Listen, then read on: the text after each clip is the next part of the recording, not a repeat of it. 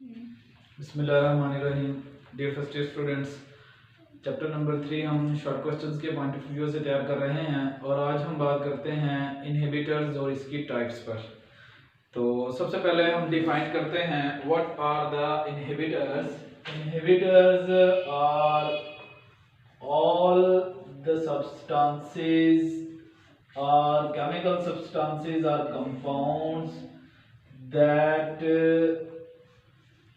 check the rate of reaction, that is catalyzed by enzyme. So all those compounds are the chemical compounds that stop or affect the catalytic activity of the enzymes. These are called inhibitors. For example, the antibodies that are produced in response of the pathogens and the poisons and some drugs. All of these are the examples of inhibitors. Inhibitors हम कहते हैं वो तमाम तरह के chemical compounds जो enzymes के catalytic activity पर असरअंदाज होते हैं या उसको ब्लॉक करते हैं, स्टॉप करते हैं, इनहिबिटर्स कहलाते हैं। अब देखा जाए तो इनहिबिटर्स को हम दो कैटेगरीज में डिवाइड करते हैं।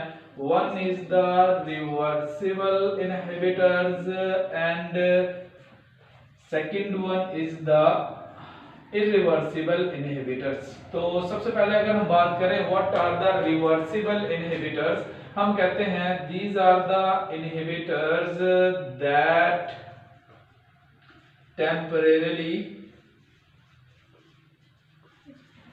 affect the enzymes. These are the inhibitors that temporarily attached with the enzymes or affect the catalytic activity of the enzyme for a short time. These are the reversible inhibitors and their effects can be neutralized or their effects can be overcome by increasing the concentration of the substrate. तो हम कहते हैं their effect can be neutralized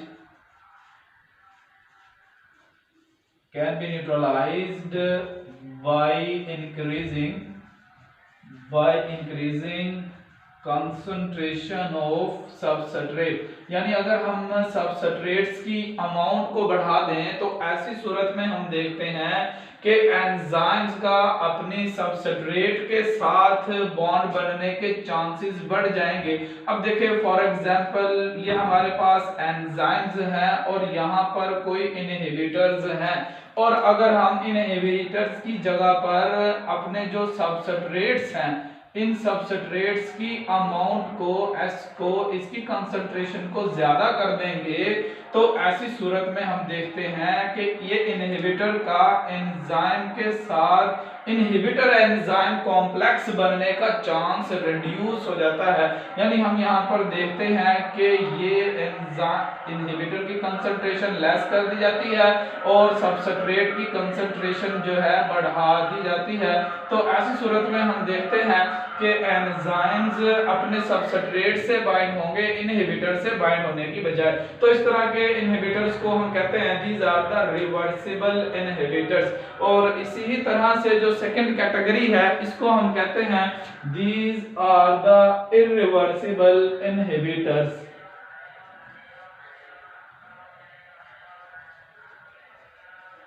These are the irreversible inhibitors. Irreversible inhibitors that affect the catalytic activity permanently. That affect catalytic activity permanently. These are called irreversible inhibitors and their effects cannot be neutralized. We cannot neutralize the effects of irreversible inhibitors. So they permanently block the active site. They permanently block the active site, so that is why they are called irreversible inhibitors। और इसी तरह से अगर हम देखें the reversible inhibitors have two types। हम कहते हैं रिवर्सिबल इनहिबिटर्स की दो टाइप्स हैं। एक जिसको हम कहते हैं number 1 is the competitive and second one is the non competitive inhibitor. These are the two types of the reversible inhibitors.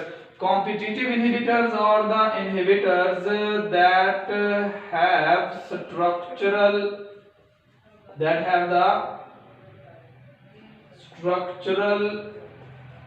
similarity with enzyme, so that is why they are selected by the active site, but they cannot activate the catalytic site and cannot be changed into the product। हम कहते हैं competitive inhibitors जो structurally similar होते हैं substrate जैसे, they are structurally similar with substrate, ये substrate जैसी शक्ल सूरत बनाकर आते हैं और इस तरह से हम देखते हैं they physically block the active site. हम देखते हैं कि ये फिजिकली एक्टिव साइट को ब्लॉक कर देते हैं। और इसी ही तरह से मजीद अगर हम देखें तो इसकी जो एग्जाम्पल है, जैसे हम कहते हैं for example succinic dehydrogenase is an enzyme that works on succinic acid, and this succinic acid is then converted into the fumaric acid। हम देखते हैं सक्सोनिक डिहाइड्रोजिनेज एक एंजाइम है जो सक्सोनिक एसिड को फ्यूमेरिक एसिड में बदल देता है।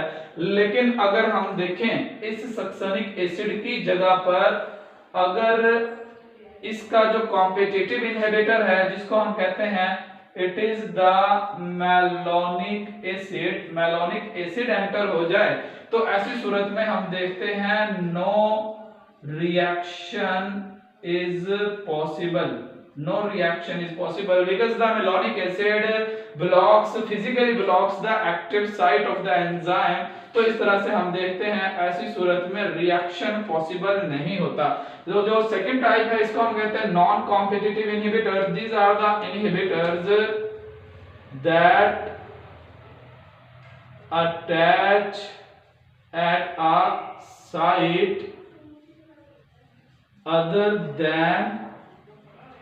than the active site। ये एक्टिव साइट के अलावा किसी और साइट पर अटैच होते हैं और इस तरह से हम देखते हैं they change the structure of polypeptide chain in enzyme in such a way that even the genuine substrate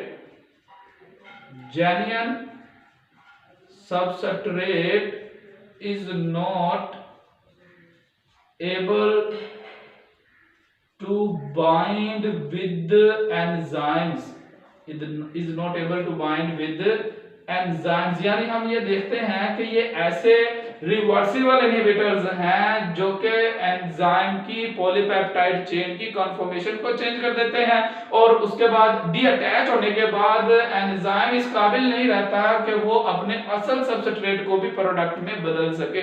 तो इस तरह से हम कहते हैं ये कॉम्पिटिटिव और नॉन कॉम्पिटिटिव इनहिबिटर में डिफरेंस है और इसी तरह से रिवर्सिबल और इररिवर्सिबल इनहिबिटर में डिफरेंस हुआ। Thank you.